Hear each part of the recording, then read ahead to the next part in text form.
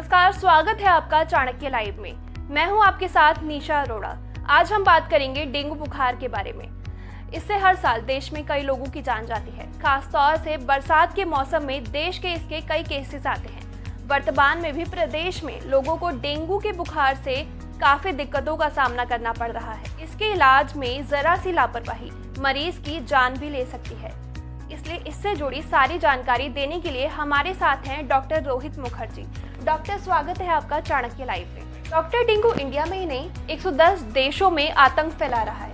हर साल 50 से 100 मिलियन लोग इसकी पकड़ में आ जाते हैं, यानी हर साल ये अपनी पकड़ को और मजबूत बना रहा है। डेंगू जो फैल रहा है अभी इतना देख रहे हैं हम लोग, जो इतना ये स्थानिक बीमारी बन गई है, महामारी जैसा ही बन गया है ये इसका रीज़न पहला तो ये है कि ह्यूमन सेटलमेंट, क्योंकि इतनी वाइडली इस्टेब्लिश हो रही है, ह्यूमन इन्वॉल्वमेंट है हर जगह की, जगह जगह कंस्ट्रक्शन साइट्स हैं, जगह जगह पे लोगों का कचरा, लोगों का फेंका हुआ घड़े, लोगों के फेंके हुए कप्स, लोग खुद से जो हैं वो भी एक कैरियर ही रहते हैं डेंगू वायरस के।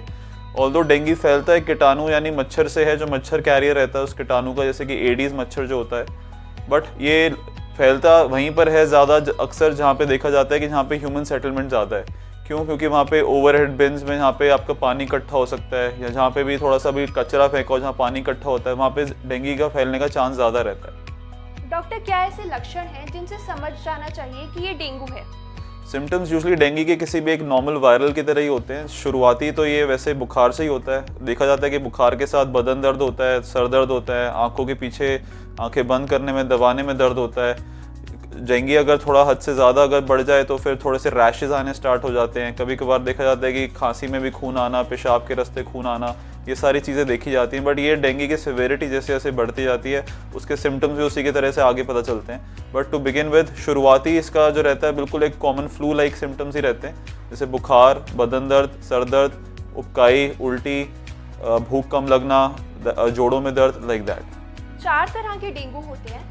कब ये साधारण होता है और कौन सी सिचुएशन में ये बढ़ जाता है? 4 स्ट्रेन्स होते हैं, बट हर एक स्ट्रेन हर एक सोसाइटी में प्रेवलेंट नहीं होता। हर सोसाइटी में एक पर्टिकुलर स्ट्रेन ही प्रेवलेंट होता है। देखा ये जाता है कि यूजुअली जब पहली बार डेंगू किसी को होता है तो वो माइल्ड ही रहता है।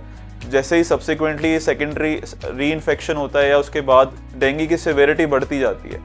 तो यही है कि डेंगू ना हो, पहले तो प्रिवेंशन इज क्योर वाली बात होती है डेंगू में, कि ये डेंगू को होने ही ना दिया जाए तो वो बेस्ट है।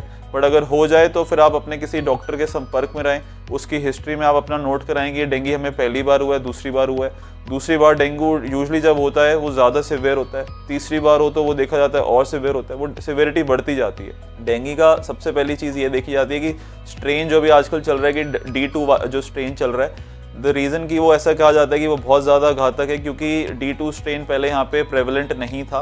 पहले यहाँ पे D1 स्ट्रेन प्रेवलेंट था, जिनको पहली बार इन्फेक्शन हुआ उसके बाद जिनको D2 से हो रहा है।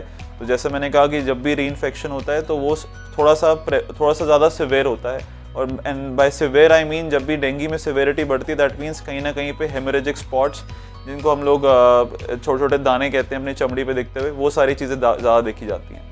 डॉक्टर, डेंगू होने पर क्या करना चाहिए? पहला जो लक्षण होते हैं वो बुखार से शुरू होता है, बदन दर्द, भूख ना लगना, इन सब से होता है। आप अपना बुखार, टेम्परेचर हमेशा अपना देखते रहें, नज़दीकी डॉक्टर से संपर्क करें, बात करके रखें कि हमें ये सिम्टम्स आज से शुरू हुए हैं, वो एक बेसिक पैरासीटामोल पे स्टार्ट रखें। खुद से सेल्फ मेडिकेट अभी इस टाइम पे करना बिल्कुल सही नहीं रहेगा, उचित नहीं रहेगा, क्योंकि डेंगू में कुछ दवाइयाँ होती हैं जो नहीं लेनी चाहिए और कुछ सेट ऑफ मेडिसिन होती हैं जो प्रिस्क्राइब्ड रहती हैं। हाँ, अगर किसी भी डॉक्टर से नियर बाई से अगर आप कंसल्ट करेंगे तो बेसिक 2 या 3 मेडिसिन का एक कॉम्बिनेशन रहता है जो आप ओवर द काउंटर आप लेके स्टार्ट कर सकते हैं। आपको देखना ज़रूरी है कि आपका temperature over the period next 2 to 3 days में अगर कम हो रहा है तो ये खुद से सेल्फ रिजॉल्विंग है। ऑल्दो क्या देखा जाता है कि अगर 100 लोगों को डेंगू हुआ है तो उसमें से 75% लोगों को एडमिशन की ज़रूरत ही नहीं पड़ती है। हार्डली 25% केसेस होते हैं जो सिवियर की तरफ जाते हैं, उसमें से भी 5 या 10% पॉपुलेशन को ही एडमिशन का रिक्वायरमेंट रहता है। क्या बेसिस पे हम डिसाइड करते हैं कि एडमिशन रहेगा या नहीं रहेगा, वो यही सब रहता है कि अगर बुखार 3 या 4 दिन से ज़्यादा अगर 100-101 के ऊपर जा रहा है तो एडमिशन की ज़रूरत है। भूख नहीं लग रही, खाया नहीं जा रहा, उल्टियाँ लग रही हैं, तो फिर एडमिशन की ज़रूरत है। अगर आपको चक्कर आ रहे हैं या फिर आपका बेहोशी जैसी हालत है, बात ठीक से नहीं कर पा रहा है मरीज़, तो एडमिशन की ज़रूरत है।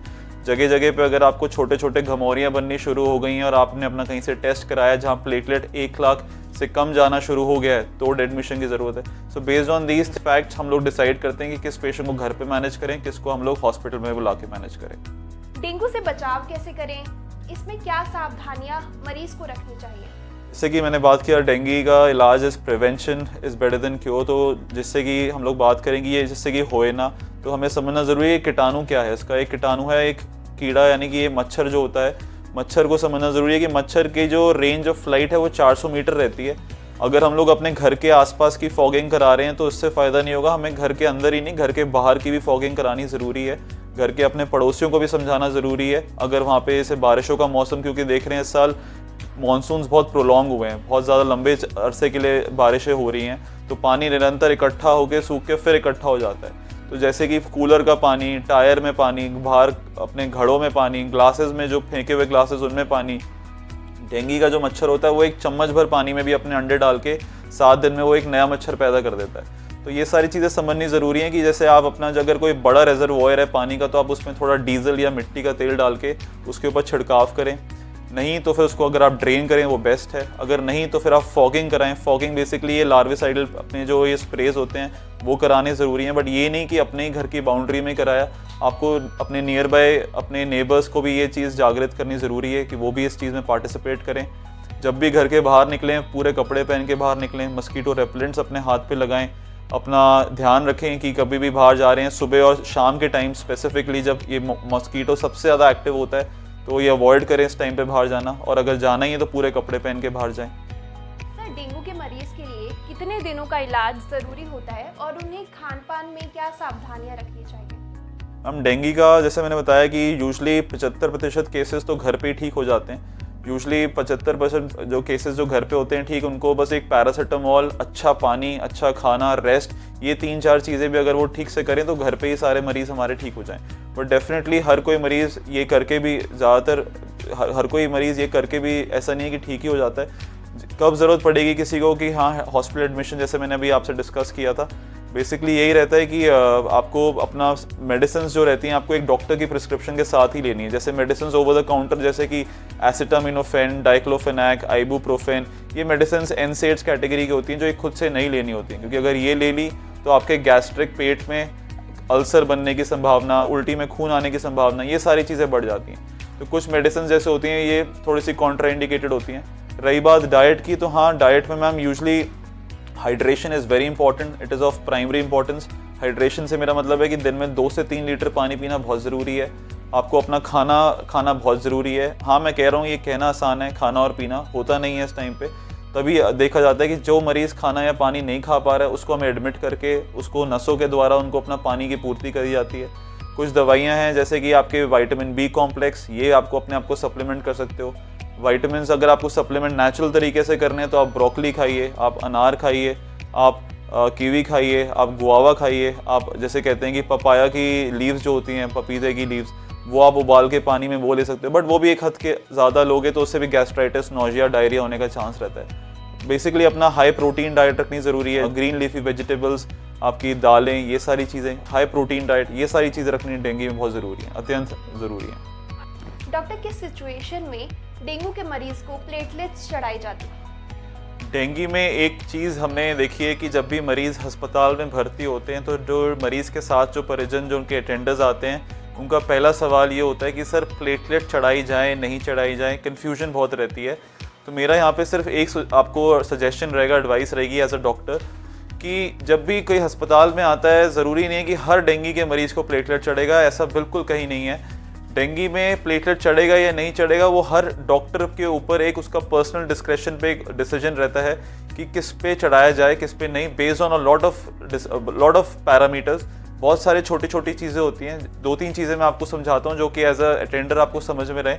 कभी भी अगर शरीर में कहीं पे भी अगर ब्लीडिंग का अगर आपको कहीं संकेत है, जैसे कि खून के रास्ते ब्लीड हो रहा है, लैट्रिन के रास्ते ब्लीड हो रहा है, या फिर उल्टी के रास्ते, खांसी में छोटे छोटे स्पॉट्स बहुत सारे आ गए हैं, प्लेटलेट आपके 20,000 से कम है, तो यस आपको डेंगू में प्लेटलेट की ट्रांसफ्यूजन की आवश्यकता पड़ती है। लेकिन वहीं पे अगर एक पेशेंट ऐसी सिचुएशन में आता है कि 20,000 से उसके कम है प्लेटलेट्स और ऐसे कोई भी सिम्टम्स नहीं है, तो उसको कोई आवश्यकता नहीं है प्लेटलेट्स चढ़ाने की। उसको हम लोग वेट एंड वॉच करते हैं, क्योंकि बॉडी खुद से भी किक इन करती है। आप जो ये मल्टीविटामिन्स, हाइड्रेशन, कैलोरी, खाना पीना, दवाइयाँ जो आप थोड़ी बहुत मल्टीविटामिन्स देते हो, बॉडी खुद से किक इन करती है कि आपके प्लेटलेट्स बढ़ाने शुरू करें। तो आई थिंक किसी भी पेशेंट को, साथ में जाने वाले को अपना धैर्य बनाए रखना ज़रूरी है। डॉक्टर के ऊपर बिल्कुल प्रेशराइज नहीं करें कि प्लेटलेट चढ़ा दीजिए, क्योंकि प्लेटलेट चढ़ाने में नुकसान भी रहता है। नुकसान इसके बहुत सारे रहते हैं, बट हाँ, फ़ायदा नुकसान देखते हुए अगर देखा जाए तो जिस मरीज़ को चाहिए उसमें हम चढ़ाते भी हैं, कुछ रिस्क को जानकर समझकर चढ़ाया भी जाता है। आई थिंक प्लेटलेट्स पे चढ़ाए जाने पे या नहीं जाने पे सवाल जो भी है, I think the doctor should answer this question rather than कि अटेंडर्स हम लोग हमारे जो साथ में आते हैं पेशेंट के, वो इस चीज़ पे। आपने देखा कि शुरुआत में सामान्य से दिखने वाले डेंगू बुखार के इलाज में बिल्कुल भी देरी ना कराएं, गलत इलाज ना कराएं, एक अच्छे डॉक्टर से कंसल्ट करें। साथ ही जो जानकारी आपको दी गई है उसका ध्यान रखने से आप खुद तो डेंगू से बच सकते हैं, साथ ही अपने परिवार को भी बचा सकते हैं। अगर आपको वीडियो पसंद आया तो वीडियो को लाइक और शेयर जरूर करें। मैं फिर मिलूंगी आपसे चाणक्य लाइव पर। नमस्कार।